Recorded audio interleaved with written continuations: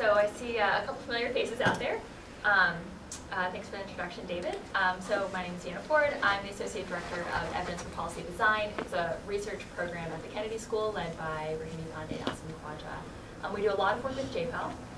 It's sort of how I got brought into this event today. And I've done a lot of the staff training for JPAL and IPA on IRB and data security. So hopefully you can share some helpful insights with me today. The overall agenda, I'll go over sort of just a brief overview of ethics in research, IRB requirements, and data security. Then Heather will walk us through the IRB application process at MIT and comment on pitfalls. And then we'll hear from Ashish and Ben on their experiences with the IRB. And then finally, we'll end with a time of question and answer. So I think if possible, we'll keep questions until the end of each speaker. If you have specific questions on their content, session for question and answer where you can ask about specific questions on projects that you've worked on before in that question.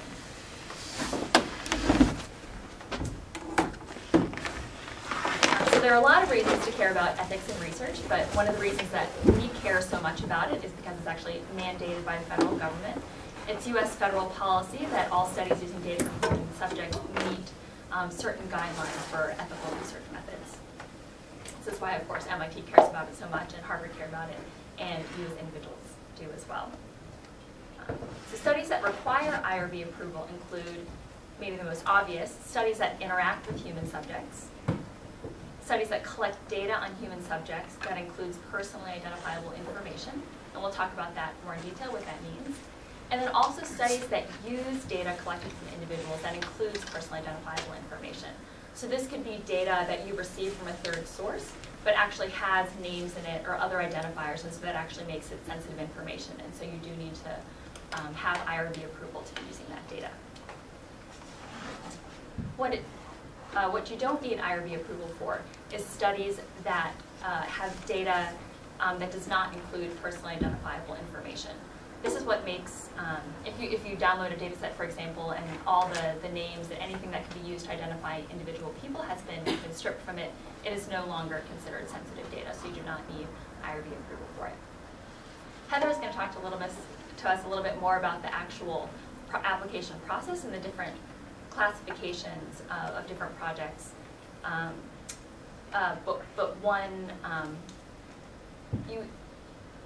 you may either need to go through full review for your project if it is deemed a project that has a certain level of risk for the participants who are in the study, or you can actually receive exempt status for projects that have minimal risk to subjects. So this could be studies where you are just getting data from a third source and there's not much risk perceived since you're just handling that information. So all you need to do is put together a data management plan, and so you could be granted exempt status.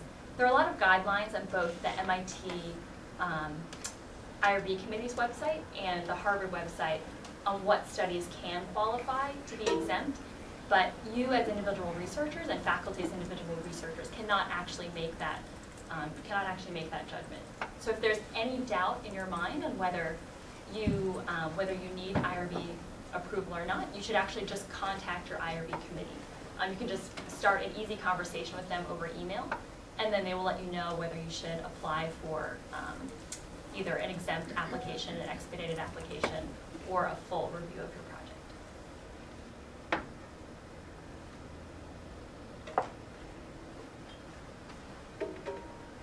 So can someone actually tell me what IRB stands for?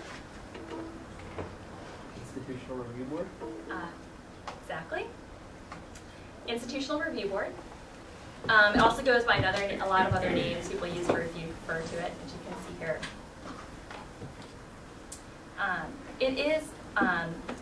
It is the group designated by your institution to approve, monitor, and review projects. And so that's continual monitoring, which you as individual research will do, but they also have the responsibility of ensuring that you are following the procedures that you have laid out in your initial application. As you know, for MIT, this is COUHES, the Committee on the Use of Humans as Experimental Subjects, and Harvard has the Committee on the Use of Human Subjects. Actually, can I see a show of hands how many people are here from MIT? And then how many people are here from Harvard? Great.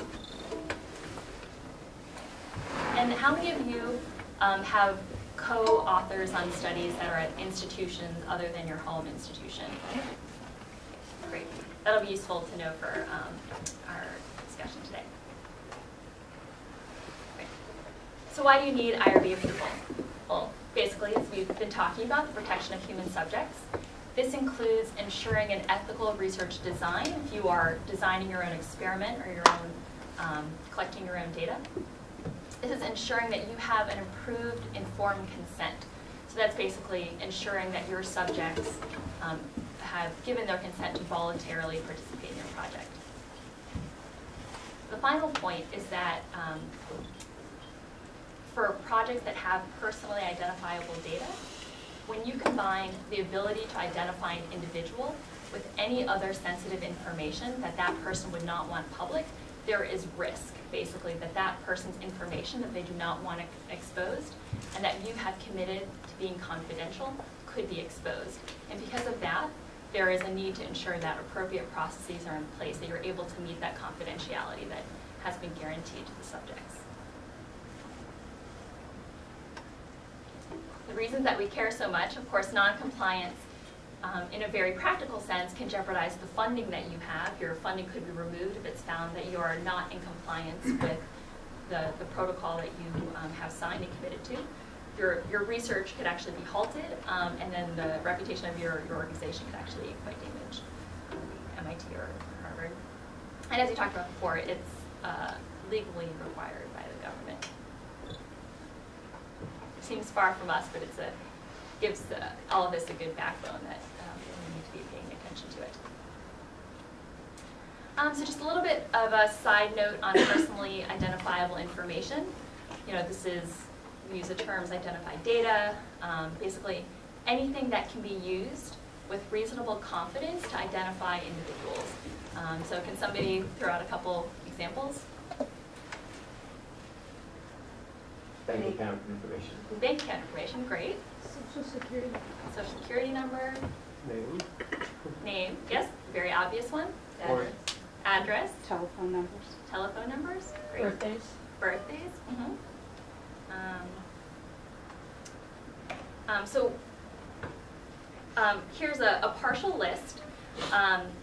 A couple ones that were not mentioned, but is listed on the websites of our committees and can easily be used to personally identify people are full face photographs, GPS coordinates. This is, of course, if you have a GPS coordinate, you can locate a household and use that to identify the people who are in that household. It is not only these individual pieces of information, but it's actually also any combination of information that can be used to identify an individual. So you could imagine it being some sort of, like the name of a village combined with some other piece of information about that household that would make it very easy in a particular context to identify that particular household. So in some sense, you actually just have to apply common sense to think about what should be considered personally identifiable and how easy it would be to actually identify an individual or household from that information. Okay, so now we're going to go a little bit more into details on IRB requirements. Okay. The first requirement, which you're very aware of from any time you initiate an application process, is that everyone who is applying, you as students, anyone who's leading a project must be human subject certified.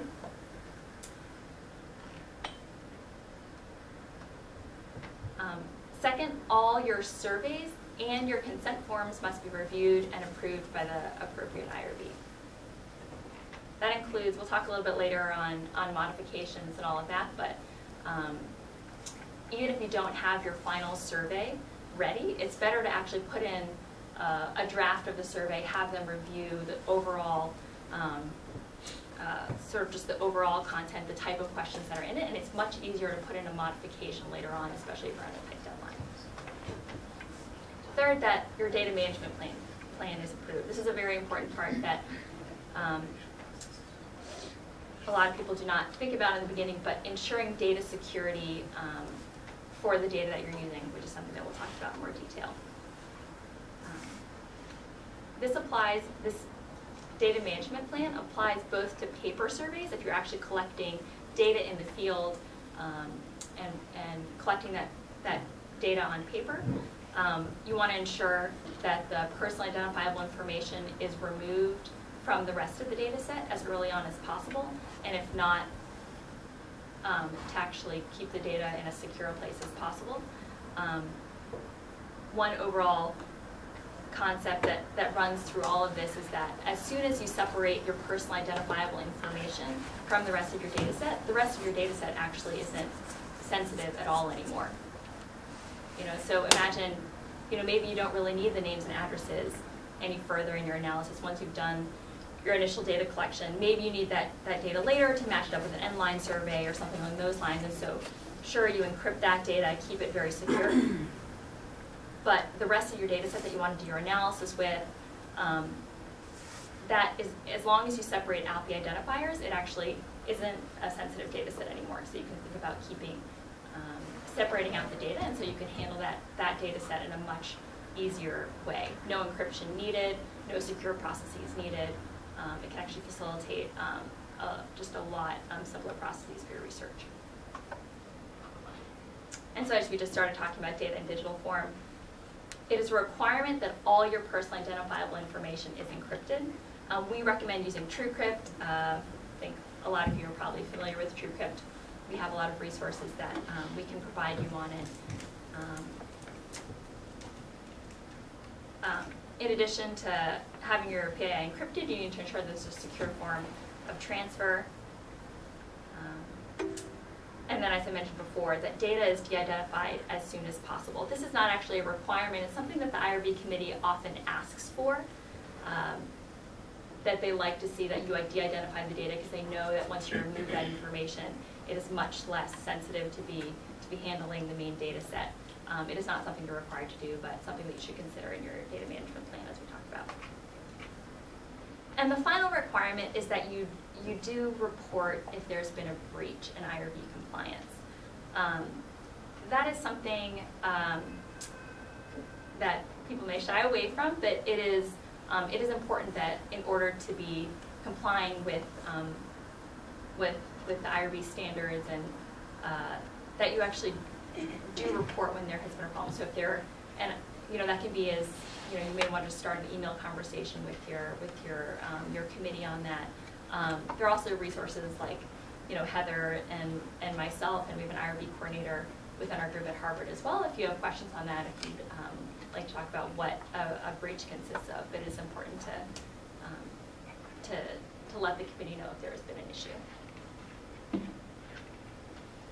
Okay, so who needs to apply? Very obvious. You as a lead investigator, I think you all know that you do need a faculty sponsor if you're going to apply as a graduate student. Not only do you need to take your IRB certification, or get your IRB certification, but all your lead study personnel. So if you have an RA that's working on the project that's accessing personally identifiable information, anybody that's accessing personally identifiable information, they actually do need to do the IRB training as well, include their name on the IRB application, and submit their training certificate. One question that always comes up is, field staff may have access to personally identifiable information. Do they need to actually do the training? One challenge there is sometimes field staff don't actually speak English, and so it could be a great challenge for them to have to do the training. Through our conversations with IRB, what we've basically come up with is the agreement that you just have to do a training with the field staff based on fair treatment of human subjects, confidentiality, and data security. They don't actually have to do the training, get certificates, just US-based RAs who are having access to the data. And any RA in the field who is capable of doing the training in English and is handling the personally identifiable information, they should be doing the training as well.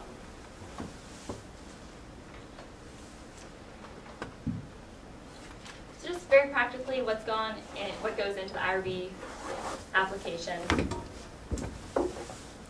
The main purpose of the protocol is, of course, to assure the Human Subjects Committee that there are processes in place to reasonably ensure that people will not be mistreated, that any potential harm is minimized, and that information collected will remain secure and confidential. One thing to note about this is that it's actually impossible to guarantee that there will be no harm, to guarantee that no people will be mistreated, to guarantee that data is perfectly secure. You're basically putting in processes in place to balance the risk with the benefits of you doing this research project. And so you're not claiming that, you don't have to claim that there's no harm and there's no risk, because it's very likely that's not possible. By collecting personally identifiable information, there is some risk in that. And so things that you might want to include in your application is explaining that risks are minimal or it's balanced with the benefits of the study. If it's a case that no one in the study will be made worse off, you may want to mention that. You may want to explain why it makes sense to withhold a certain intervention from a certain part of your population because there's limited resources to do so.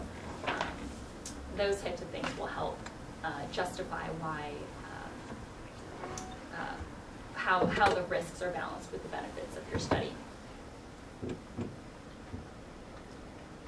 We'll talk a little bit more later about the details on how to ensure that data security will be maintained. So, attachments that are required with your study, Heather I think is going to go into this more in detail. We need your training certifications, the questionnaires that will be used, the consent form.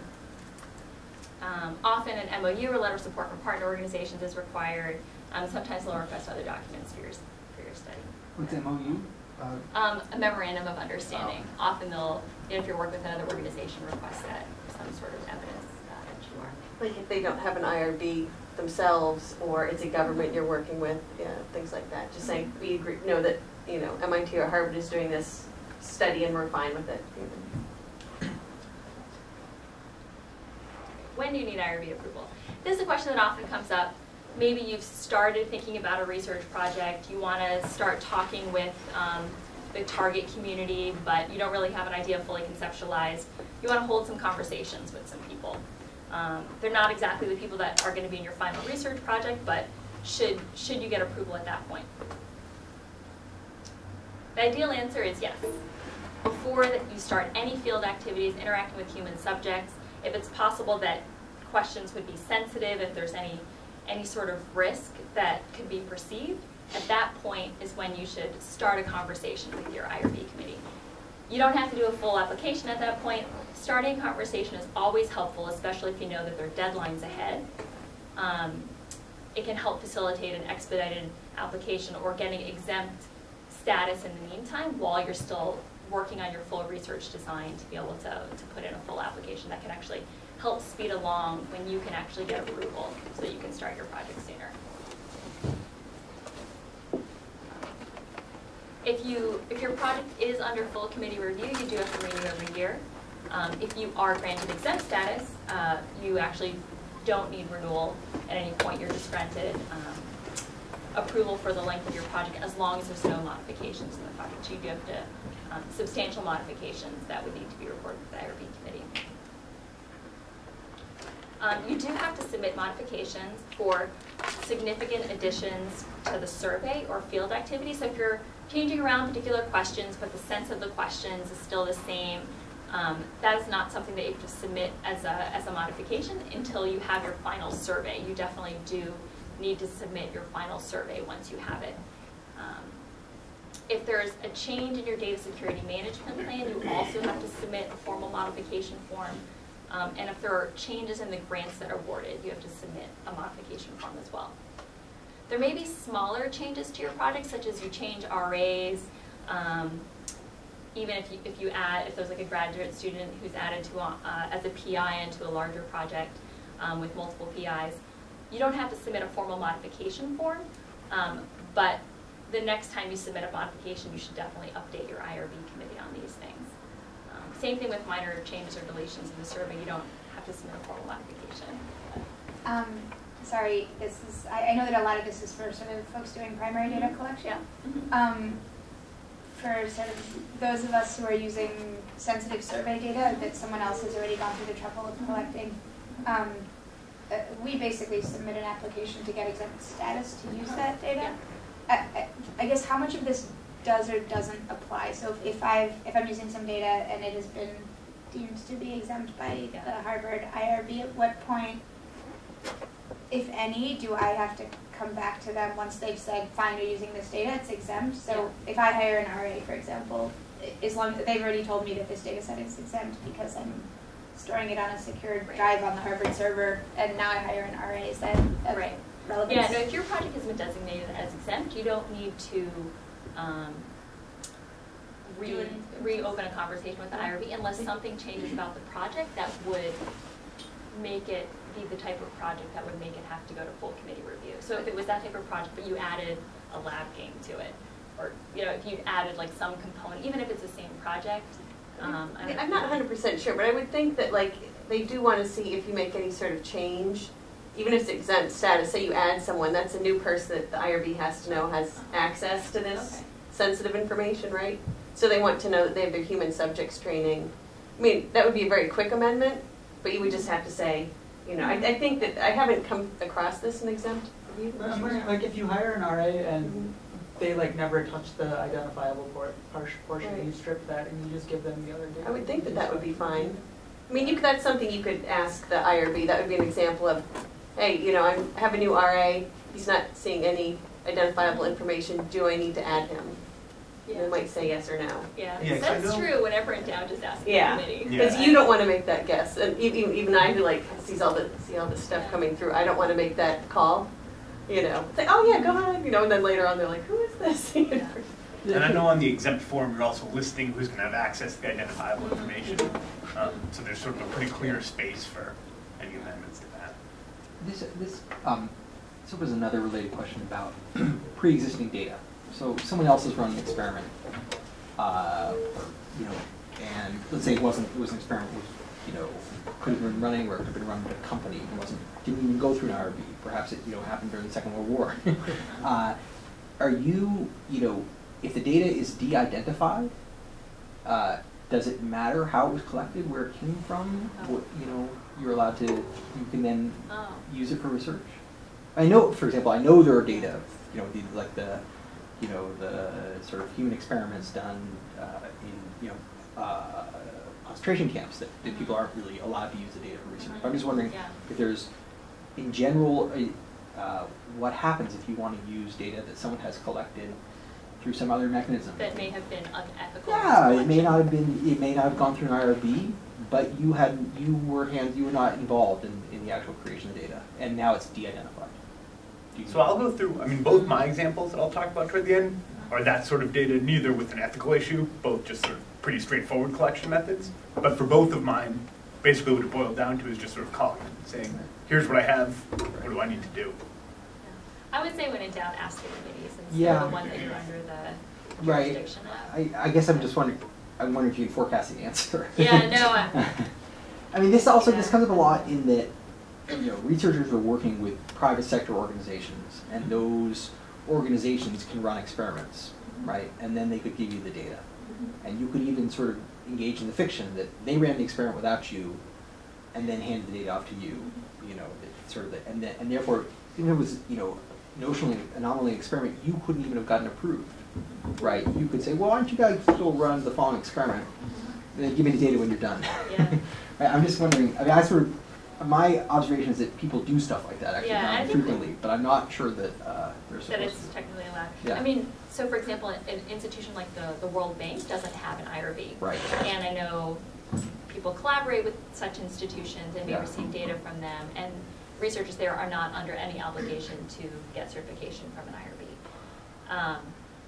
Right, and so the question is, but you as a researcher, so that if you're a university-affiliated researcher, you could not participate in one of those projects. Unless you're an IRB. However, if they had run the project and then handed you the data, this is another case where this would show up, right? Yeah. In theory, your IRB wouldn't say, well, we wouldn't, in theory, your IRB could literally say, we wouldn't have approved the experiment, but we didn't have to because you didn't run it. Now the data exists, you can analyze it. Yeah, in theory, if you have de-identified data, right, from a source, then they'll give that probably an exempt.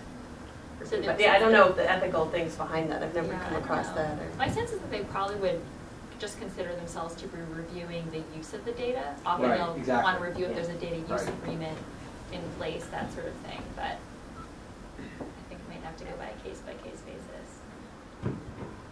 Yeah, there's also something actually that just FYI that the American Economic Association is sort of trying to deal with in terms of publication. They now want every article submitted to say, for you to say, I received IRB approval, so on. However, that's all you have. You can also say I didn't, and that's not actually going to stop publication of the article at this point. You're just required to disclose that, and partly because they didn't want to shut down all articles written by World Bank researchers, for example. But there's some people who think that they should. Because it's not like the World Bank couldn't have an IRB. Yeah, they're not under legal obligation to. Well, more than that, I think they view that as an attractive feature of the research environment for something they arbitrage. The last point on when you get IRB approval, as Heather will tell you, ideally you want to submit your application 2 to 3 months ahead of time. We know that's not always possible, but the IRB committee is always balancing lots of different priorities, so that'll ensure you don't have any holds up in the start of your research. So of course you need IRB approval at your own institution and the institution that are administering funds for the project. As I mentioned before, if you may, or asked before that you have made up co-authors at other places, one strategy that can save a lot of time is basically just having one institution serve as the IRB of record. So if you're a co-author, with 2 people at MIT and Harvard, MIT can review the project and go through the whole thorough review process, and then you can designate, you can request from Harvard that they allow MIT to be the IRB of record, and then you no longer need approval to go through the formal approval process at Harvard. You just have to update them whenever there's a new renewal, and just send in a new certification from MIT, so it can save you a lot of work. Not every school will accept the IRB review process of another school, so you definitely do have to check, and you have to make sure that every institution does grant the status of IRB of record of the other institution. You can't just make that determination yourself and say, oh, this one institution has reviewed it, it's fine for my institution not to. But just to be clear, MIT and Harvard accept each other. They do accept each other. They used to have some issues with it, but they do accept each other. On a case-by-case basis, every once in a while they will not. So you still have to get that officially approved in each case. Yes, you do have to get it officially approved. You can't just say, well, that's the relationship. Yeah. Okay. I mean, I think it's the same language as seeding to another school? Yeah, seeding it to another school. So like there's a very, say, you're at the University of Michigan and you want to have seed to MIT. It's a much, all you need to send me is like, a 2-page summary of the project, like, now I'm completely blanking. Just a few quick little documents, and you just send them to me and I fill out the form and it gets approved. Yeah. But it's a whole lot easier than filling out a whole form. Yeah.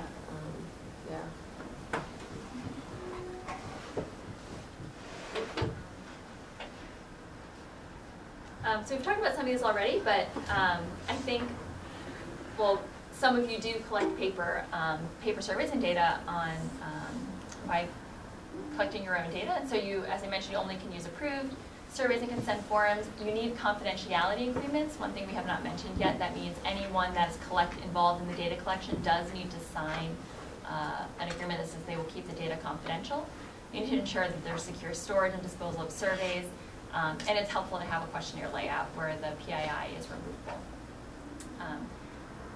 Data in digital form is something I believe applies to all of you. The most important thing, if you walk away with one thing here on IRB compliance, is that all personally identifiable information needs to be encrypted. You need to be using TrueCrypt or a similar software that allows encryption of your data. Something that can make that much easier, as I mentioned before, is separating out your data. And so, sometimes that's something, if you're collecting data from the field, it's a lot easier to start implementing that process from the beginning, separating out your data from right after the data entry process between personally identifiable and non-personally identifiable, so you can handle that non-sensitive data in a much easier way rather than using encryption for all of your data management.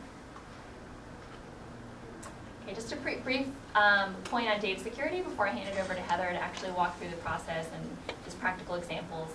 As I mentioned, data security is something that our organizations have been focusing on a lot this year to move forward on that. It's one of the most important pieces of complying with IRB guidelines.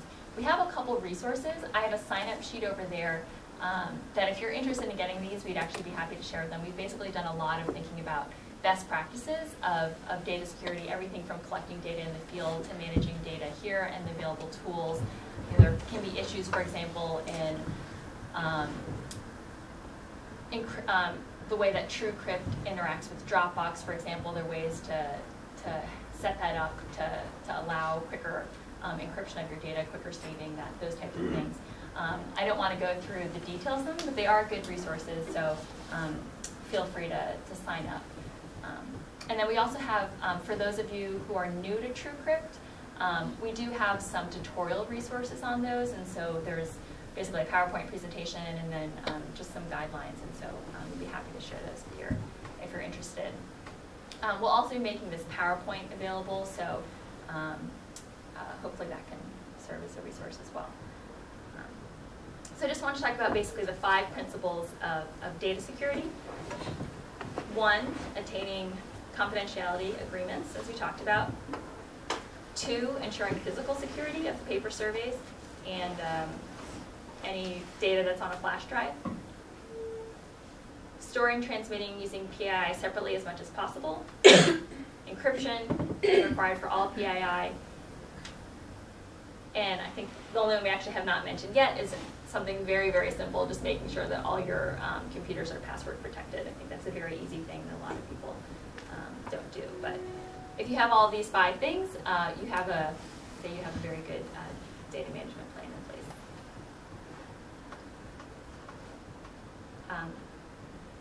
This slide is in here basically just to say your encryption is only as strong as your password. If you have a password that is the word password, your data is basically not encrypted.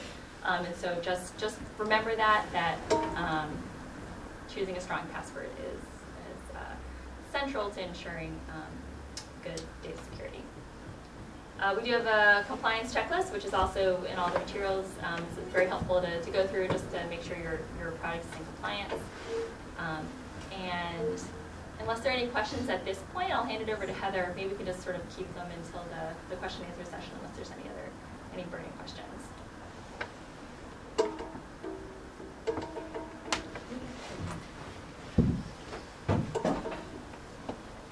I'm Heather. Should I stand up? Is it okay? Or Whichever you prefer. Yeah, all right, I'll stretch a little.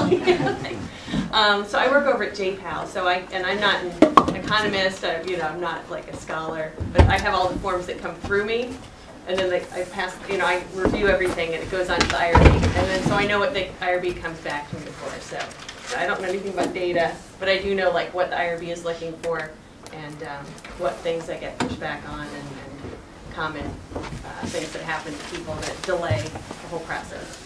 So like Deanna said, so you have a project and you want to start next month. No. 3 months ago you thought about that, and so you started the process. Yeah, you should definitely try and start the process for anything you want to do field work with or analysis at least 2 months, maybe 3, because the IRB needs to get all the final documents at least like 3 weeks before the meeting. They have time to get the paperwork done. The people on the committee have time to review everything before the meeting. So you need to get, someone. Not everyone goes through me. I'm not sure how it works in the rest of the econ department. But this is for a full review you're talking about. Yeah, this is for a full review. So but you don't know yet. So we're just saying, okay, I've got a project. I got to think about what I need. So even it's either going to be exempt or it's going to be a full review. So maybe think, okay, this is exempt. I think it's going to be exempt. The CUHES, I haven't looked much at the Harvard website, but MIT's CUHES has like a little checklist. Like, do you think your project is exempt? And they lead you through this little thing so you can kind of get an idea if it qualifies. So exempt would usually be using, and anyone can de-identified data, something you don't, but you just want to pass it through the IRB. So there's an exempt form. It's a little bit shorter. You can again email the IRB if you just want clarification before you go to the trouble of filling out this form. And this can be done off-cycle, so it doesn't have to go to a specific meeting. So that's helpful, so you can get approval a little bit quicker. If you do think that you're doing a standard form, This is like when you're going to be submitting questionnaires and surveys, and they might have sensitive questions. You'll need to get consent from people, anything that's sensitive. This can either go to the full committee, which are most things, but sometimes it can be expedited. An example of something being expedited, again, is when, say you're using data from a government that does have identifiable information, but you're not surveying, you're not out in the field, you're not asking people sensitive questions that already exist, but there are identifiers. Does this sound right? David, feel free to. Sure. Yeah. You were like, so these are just kind of the things that come through me. So like you might, for example, apply to use a version of the even a pre-existing data source that has additional identifying information. Yeah. Like you want to use the NLSY that has the geocodes, right? So then you have to sign additional confidentiality agreements because in theory those data could be reverse engineered to locate an individual. Okay, right. So then you'll have to, you would submit a plan that says how you're going to protect the data and so on. But then they would say, is exempt, it's pre-existing data, but you have to have, you have to protect personally identifiable information. So anything that has, that probably would not be exempt, but you could expedite it. Wouldn't it be? It's not exempt? Because they don't. I mean, you're not doing any primary research. You're not. Right. I mean, you're not collecting new data. You're just. This came up recently, and the IRB said that they did want a full review, but it could be expedited. At least this is Harvard. I mean, this is MIT. So I just had this happen recently, and I got it exempt on. Oh, really? Okay. Yeah. See, it's a gray area again. It's like case by case. Yeah. Well, I mean, this is the case. It's pre-existing data, right? It does have PII, but I'm agreeing to protect that with normal. So, but there's no risk to human subject. Well, except through confidentiality. Yeah. So this was school records, for example, and I don't know. Maybe they thought that was maybe a little bit more sensitive than something else. So in this case, the PIs put an email to the IRB, copied me. The IRB reviewed it and got back saying, yeah, we want you to do a full review, but it can be expedited, meaning that it won't have to go to the full meeting, so it can get approved a little bit quicker. One thing I'm not clear about is how to treat data from firms, because I've heard some people say, if it's a firm, it's not an individual, but if it's like a small business, it seems like the owner of the firm could be identified in the name of the firm, and so I'm just wondering if that falls under personally identifiable information. Yeah, I'm not sure. Any of the RAs on that? Yeah. I guess it would have to, again, go to the IRB. Again, I can't make that call. I'm guessing you'd have to just kind of, lay out what the situation was, what the data was, and then ask them. And they'll tell you, okay, you can fill out this form or that form. Sorry about that. But let me see. So, and the CUHE's website also has a great amount of templates, like consent forms, all sorts of information on there. So definitely look at the website if you haven't already. Maybe you already have. That also has the link to the human subjects training.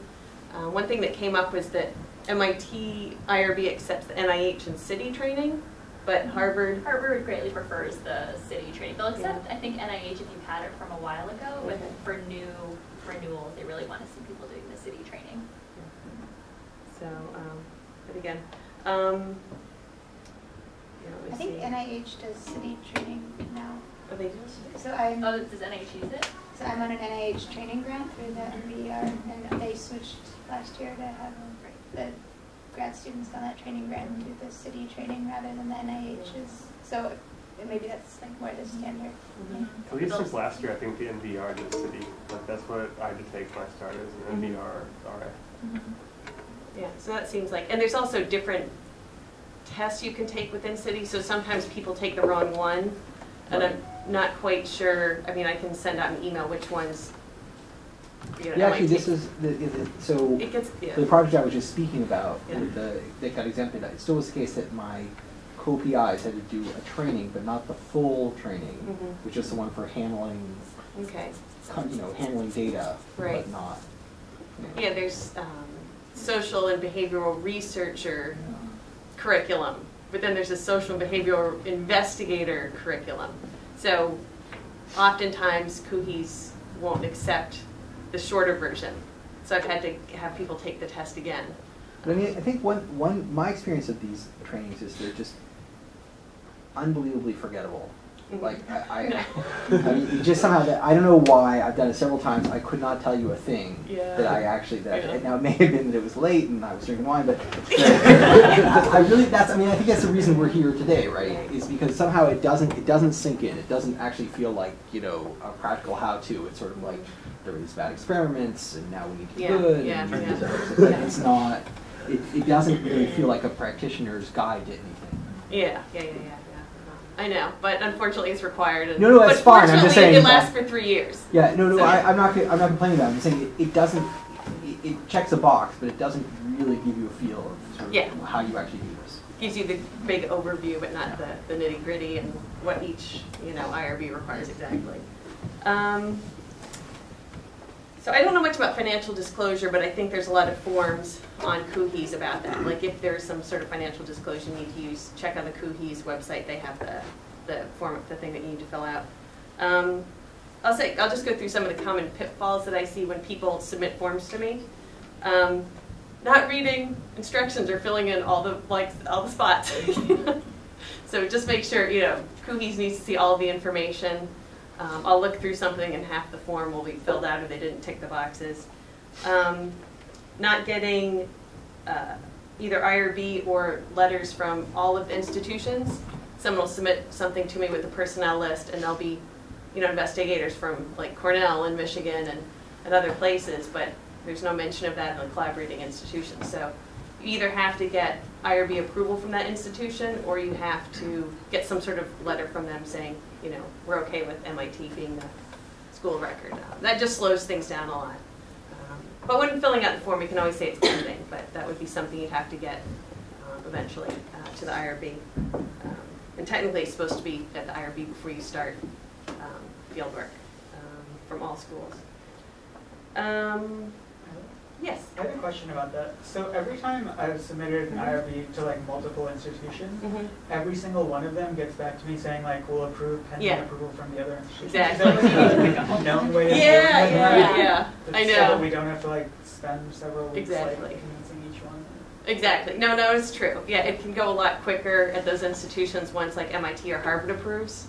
But technically, if you look at the manual, you're supposed to have all of these approvals in place before you start field work. So again, that's another reason to start earlier. And you may want to proactively think about what institution you want to be the IRB of record, and then ask the other institutions proactively, if we apply and got approval at MIT, would you allow MIT to be the IRB of record for this project? Or are we going to need it to do a full Or review? are we going to need to so do a then full you one? need to do that simultaneously while you're doing the MIT. Yeah. Or if one institution won't accept it from the others, maybe make that one the IRB of record. That way you don't have to do it at multiple institutions. That's true. What about with something that's exempt? So if you have a project with 3 co-authors and 2 of us are at Harvard and 1 is at Dartmouth. So what are my responsibilities to Harvard if Dartmouth determines that the data that we're using is IRB exempt? I would still have to run it through MIT or ask the IRB, or get them MIT to cede to Dartmouth. There still has to be some sort of MIT review because you're here, under the kind of the MIT umbrella. Because it could be for some reason that Harvard doesn't think that the project's exempt. Like you could imagine a case where somehow they do not make the same determination. Would you come with the same strategy though? Like would you I would say Harvard and say, already approved if Dartmouth says this is exempt, can you say so too? Yeah, I would. You could. Okay. I would lead with that. That's how you frame it. Yeah.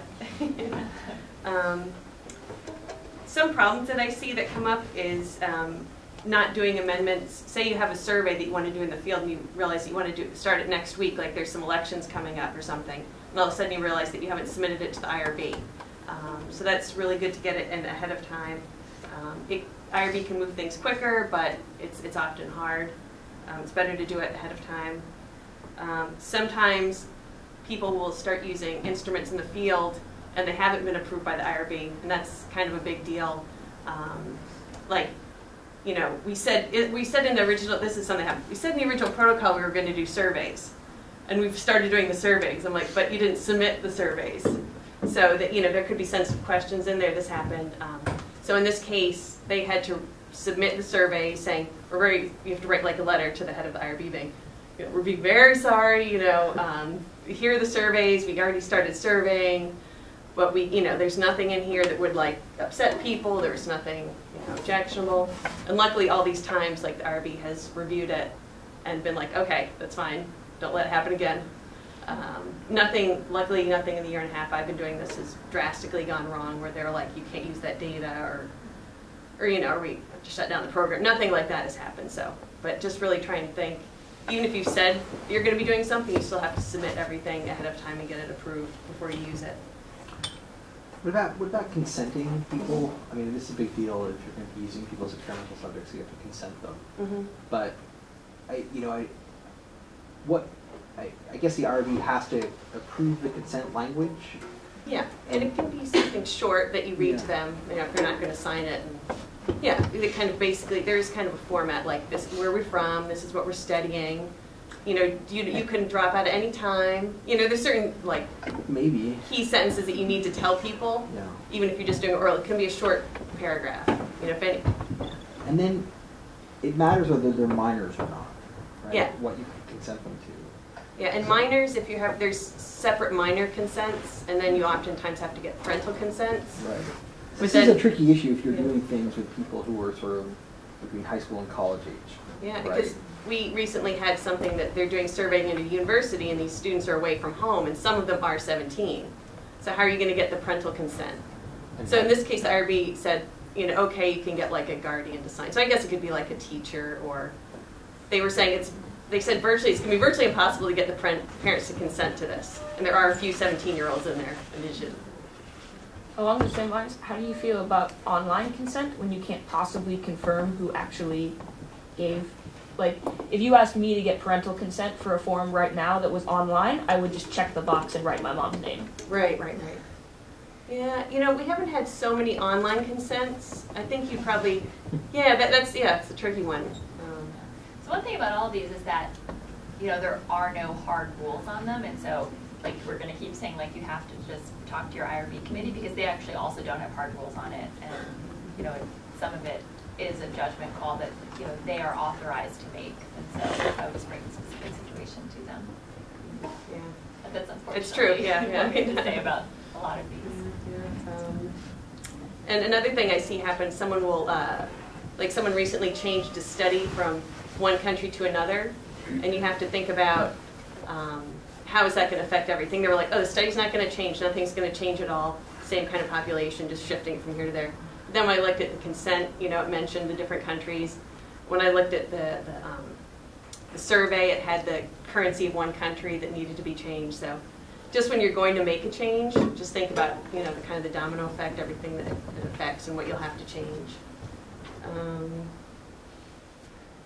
Yeah, and also I was going to bring up, you said the breach, if something has gone wrong, like say you've started surveying, and you're like, oops, we've been surveying for months and we didn't get approval for it. It's suggested that you talk to your PI in person or in a phone conversation before, approaching the IRB. Just, hash it out first. Don't put stuff in writing. Just to see how severe this is, what you need to outline. So that's something we dealt with. It's like, get offline.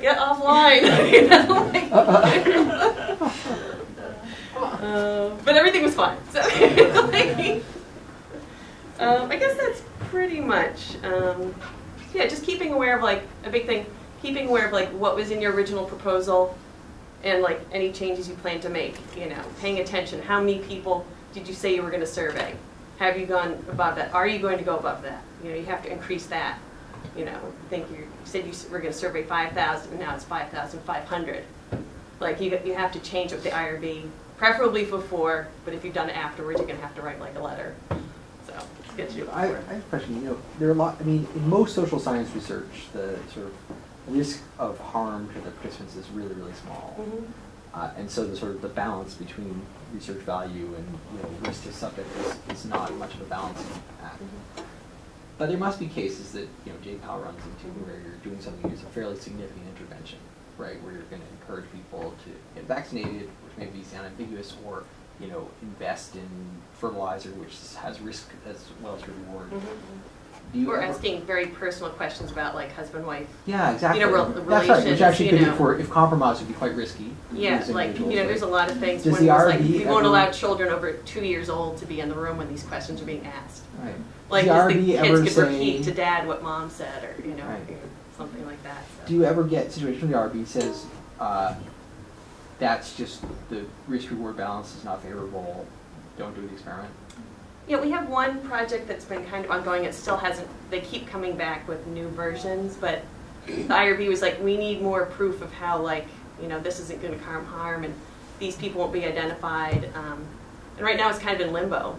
You know, they haven't answered the questions. They've redone the design a bit, but I'm not sure if that project is going to go ahead. That's really the only one that I can think of. Yeah, but they haven't let, it's been like about a year now, and they haven't let them start. Because it is pretty risky. It has to, you know, Yeah. has to do with bribes. Just, Well, yeah, I mean, I actually you had know, that in so mind. it's like risky for. I can think of published studies Yeah. that involve basically bribing people, and it's not at all clear to me how they got that through human subjects, Yeah. or even Yeah. that they should have been able to. Yeah, exactly. So unless they change significant parts of it, I Yeah. guess it won't get approved. Yeah, I think a lot of it also is, they'll just come back and ask for additional assurances or different processes in place to ensure that risk is minimized. And so it could be, you put more information in the consent form that really details what the risks are, and so make it very apparent to them that they know and that they consent to it, so they, you know, to make sure there's no ambiguity about that. Or, for example, in one case, there were sensitive questions that were being asked, and they wanted us to ensure that there was a process that if someone expressed that they were suicidal, that we actually had a system in place that, you know, they could actually, you know, contact a certain person and get help for it. So. And there's also cases where, go ahead.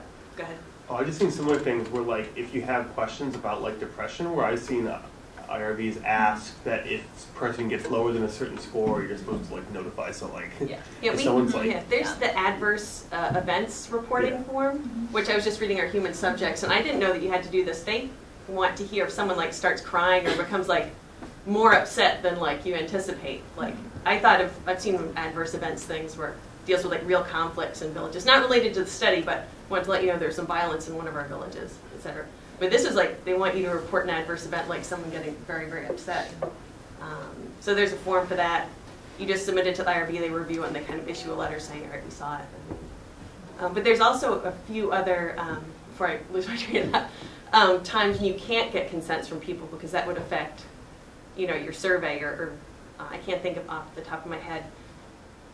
It would affect people, the way they react to you, or this or that, but they do have briefing documents that you would give them at the end that would explain, you know, after the fact what you were studying, if they have any problems here, so you can connect, you know.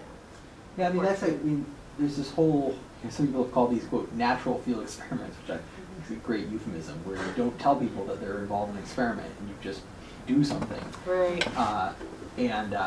I thought, you know, historically, IRBs were pretty down on sort of something that, anything that looked like deception or non-consent. Yeah, this wasn't, you know, I can't remember the study, it wasn't, there was no risk, I mean, it wasn't anything, but it wasn't like, for some reason they couldn't ask people ahead of time. Yeah, no, you're gonna, you know, you're gonna stage some event in front of them and see how they react. You obviously can't tell them you're gonna stage this event and get the same reaction.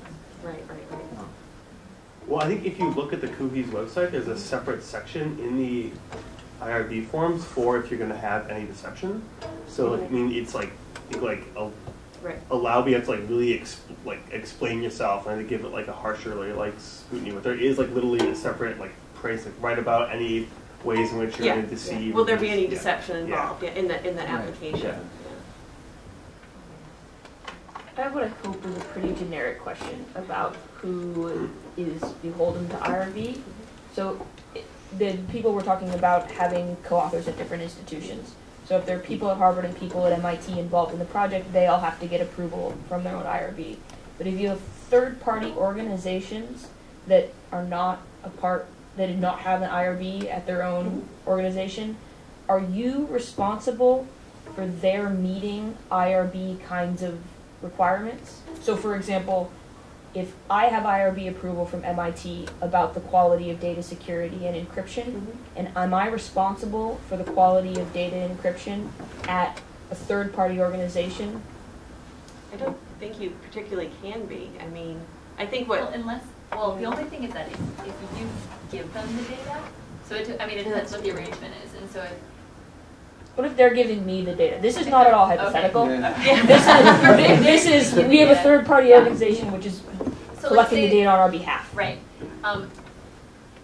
I would say in that case, if you are responsible for the collection of that data, Yes. like it's your research project, and then you do have some obligation to ensure that. But that would probably come under the umbrella of, not everyone on this has to do the human subjects official city training, but like there does need to be some sort of briefing to all of the surveyors about human subjects. Yeah. Just kind of an overview. And you can put that in, say this organization in the form has no IRB, but all local surveying staff will get a human subjects briefing. So and you'll probably get a letter of MOU, Memorandum of Understanding, from them also to add to your application, saying that they're cooperating with you. And I mean, basically what I think most cases what we have, because we do this a lot, we do collect a lot of data, and we basically lay out the data management plan in our IRB application and mention what is going on in the field, and we do have to say, we say the data will be encrypted, as soon as feasibly possible, and then, we are responsible for making sure that as soon as feasibly possible that it's done. does that help? Very much so. Okay, yeah. You mentioned sharing data, so what are the rules for like when and what you can share? So let's say I run an experiment, I get the data, and often now there's an expectation that at some point you put it online or that you give it to the journal that you're submitting to. Clearly you would have to like de-identify it, but like there's kind of like this vagueness as to like what can be an identifier. So like, does someone, let's say I want to put this data on my website, would I have to like ask for approval for like what I think I can put on the website from my IRB, or like how would I figure that out, what I can post? I emailed Coogies yesterday to find out if they had like an official stance on what, like JPEL, for example, has like a social media / media policy about what you can and can't put out there, like say in a blog, or and it's personal identifiers, and they list them all, and I can email that out to people. You mentioned photos and addresses and names and obvious things, but some not so obvious things. But Coogie hasn't gotten back to me, and I haven't found it on their website. Yeah, it is. I mean, so on both websites for Harvard and MIT, they list. So there's these 18 identifiers that are listed by like the health department, the federal health department. But that's only for health data, and so we use a more flexible definition. So I think in some ways, they haven't gotten back to us, and they don't seem to have posted on their websites an official policy on what is considered identified or not. But it is this sort of applying your common sense to what can be. Because if you're looking at data from another country, and it can be a very different definition for each context you can imagine, and so I think at some point it just needs to be sort of common sense determined, and then also basically with the realization that data, is no longer sensitive, and of course can be published and given to whoever. Yeah, so a few times you've mentioned kind of talking to the IRB, starting a conversation with them, especially on gray areas. What is this process? Do you just email them, or is there someone you talk to, especially at Harvard? Like, what does it mean to have a Yeah, I would email cuhs@fas@harvard.edu.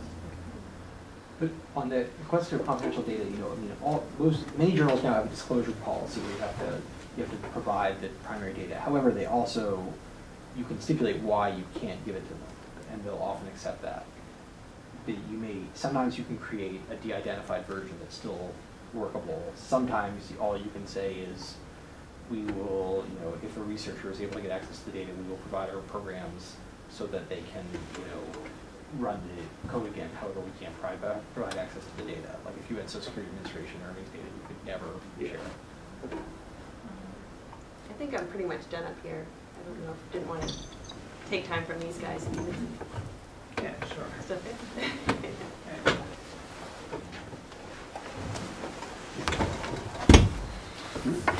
So I guess Ben and I are going to talk about recent experiences we've had with IRB, I guess with submitting IRB applications and using human subjects or personally identified data in research. So I'll go first, I guess. So I recently was running surveys in India.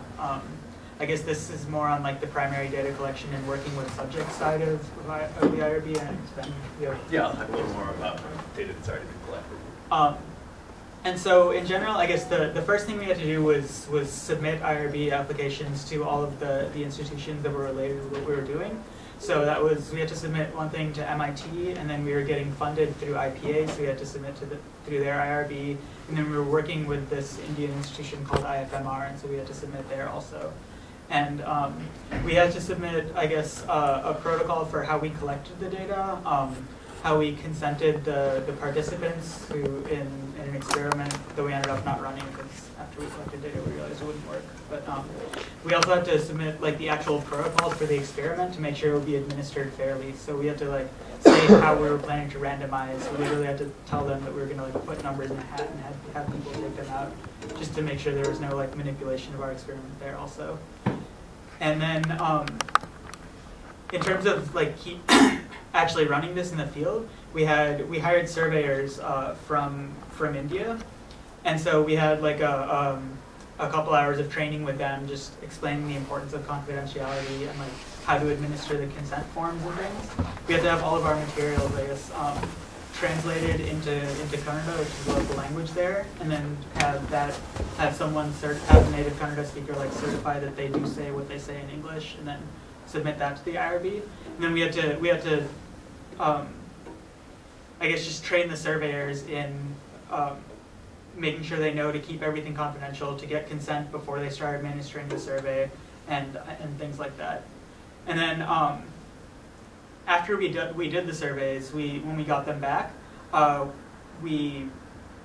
like data confidentiality was a big issue. So we entered the data from the paper surveys we got on a computer that was in the Bangalore office of JPAL, that was not connected to the internet and was password protected. And then once it was entered there, we encrypted the personal identifiers portion of it, stored it on a USB drive that was again like never connected to the internet, and like took it away and deleted it from that computer. And so what we were left with was the de-identified data that was just asking like how much do you feed your cow and things like that. And that we took on another USB drive to other computers and put that in Dropbox. And so that's what we've been working with. The personal identifiers are now like encrypted on a USB drive that's in a locked cabinet somewhere. And then the paper copies of the surveys are in a locked file cabinet in the Bangalore office. So sort of like all the data that's associated with this project is like stored securely, and the only thing that is like insecure is the de-identified data that we're working with. It's in Dropbox and shared among us. And a note on that, so a guide on basically how to implement these types of processes for just secure data collection and management in the field is one of the documents that we have, so hopefully make it useful. And I guess the other thing about that is like the IRB wanted to know all of this in our application. So if you're submitting something that deals with this, you have to like explicitly tell them you're going to do all of this. They won't just assume that it'll happen. Yeah, cool. And I'll just talk briefly about a couple projects I've worked on with data that was already collected. And I think sort of my main takeaway is that I think often what's personally identifiable data is sort of a bit ambiguous, and it's often easiest just to call, if you call COHES, which I've done for both of these, they're pretty good about just saying, all right, let me put you on hold for 10 minutes, let me go talk to someone in the office, I'll get back, I'll let you know whether we need a couple days to figure it out, whether we can tell you right now. So for one of the projects, I was using some Chilean educational data, and there they decided that because we only had the municipality level, which had tens of thousands of people, and because students weren't going to school directly near where they lived, like you would in the US, that it wasn't a problem, and I didn't need an actual IRB approval for it.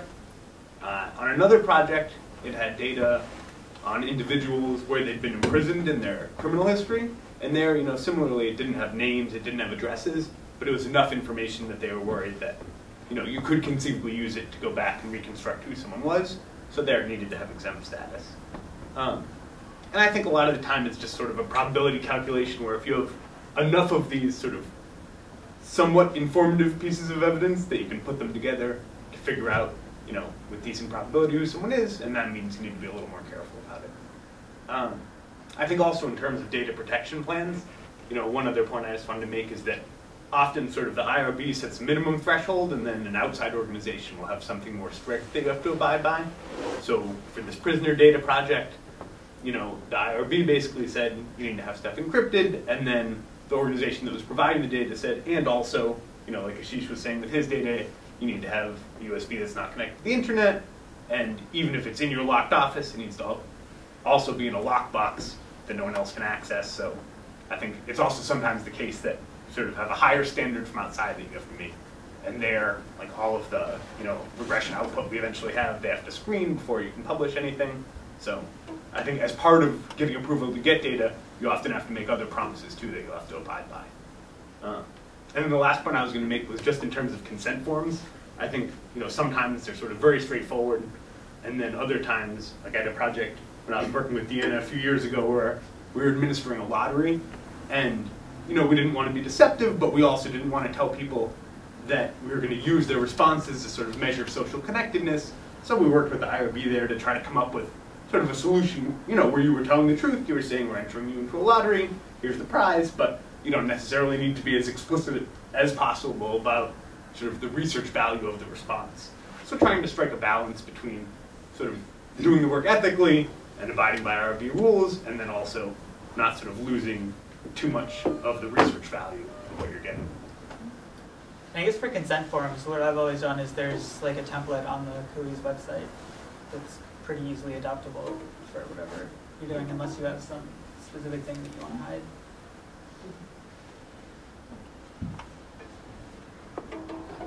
I have one question about kind of when you get to the threshold where you really should start talking to the IRB. So at one extreme, if you're doing work with publicly available microdata like the U.S. Census or something that's just available online, it's individual level data. In principle, someone could possibly piece together that a person who lives in this state at this age with this level of education is John Smith or something. But this is data that's kind of everyone uses all the time, and it's available online, and it's intended to be de-identified. I would think that you can just use that data without needing to talk to anyone. Yeah, publicly available data is not sensitive. Okay, great. So I mean that's kind of an ironclad rule that you can kind of rely on. That Even if it's publicly available, it has names. Oh. If we're using like There's Norwegian stuff like tax that. data, Yeah. you can like literally look up anybody's tax returns. Or like public employees, their salaries have to be public. Oh yeah, so this is listed on the IRB website as well. So I have to look at the actual regulations, but there's certain information about public officials that is considered non-sensitive because it's considered public information. But you can imagine that any data set, any information that's publicly available, you don't need to have processes in place to ensure that it's protected from being publicly available. So anything, and so in that case, anything you can find is online like that, unless somebody else is breaking some sort of rule of ethical research. So for something like that, you don't even have to apply for exempt status because it's publicly available. Is there anything with like aggregation of data for like CEO compensation for publicly traded companies? That's all like technically publicly available, but it's like each company has their own specific filing. So if I make a data set that puts it all together, if that's like, would I have to, just because it's so much easier to access the way I've done it, would that? And I guess that comes back to the question before on whether companies as well are, is that considered sensitive or not? Yeah, I mean, I would say ask the committee about it. Just I wouldn't think that it would be considered sensitive, but you can always check. I guess one overall comment I'd say is that it's very true that, I mean, I think you all know that this process is important, but also that it seems pretty easy to not get caught for non-compliance. And so there is this sort of balance of like, oh, how much effort should I put in to be meeting all these regulations and that. And it's true, there is no sort of accountability process in this. You could imagine, and I think Harvard is thinking about this, there's actually been a lot of sort of thinking about restructuring how the IRB review process is done at Harvard, and I think they are actually thinking more about this. I don't know about MIT, but as I mentioned before, like you really can, if a funding institution does learn that you're not complying, and you know, or you know, you can imagine at MIT or a partner organization as well that there is this risk of, you know, well, losing funding, your research being halted by the IRB, but just sort of just reputational, which I think, you know, even if right now there's no one sort of following up on these things, I think that is something that could feasibly happen, and I think it's important. You all will be researchers for many years to come, that you can sort of think of that as something that sort of motivates you to think about following these regulations as much as possible. I mean, there was an incident where Johns Hopkins lost all its NIH funding for a couple of years because of violations of IRB. This is in medical experiments, but that was a big blow to them.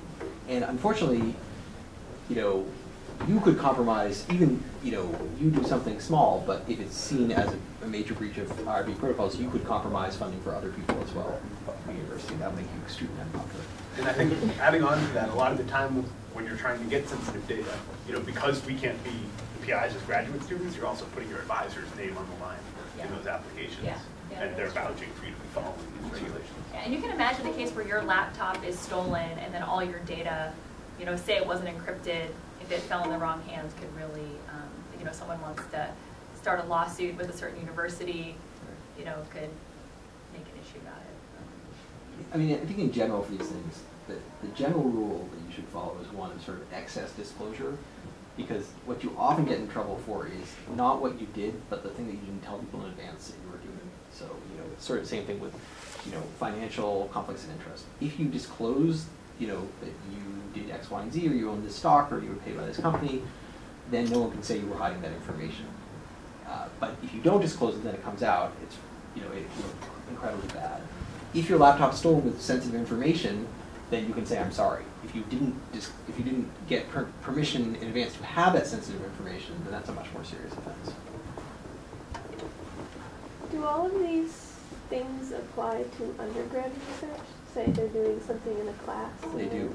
Everything applies to undergrad? Yeah, it does. There are specific rules around data collected in a classroom setting. You can look on the OE's website for that. But there's actually greater allowances for data collected in a classroom setting.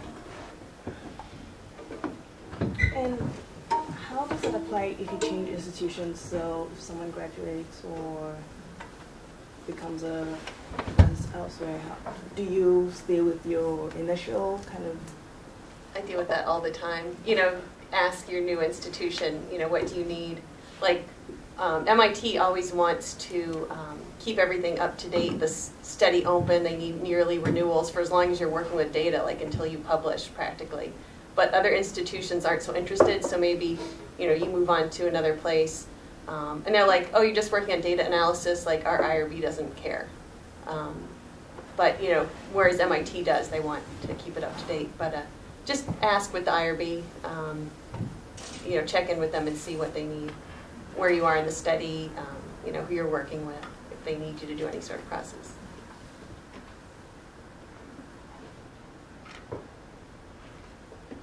Great. Thank you guys very, very much.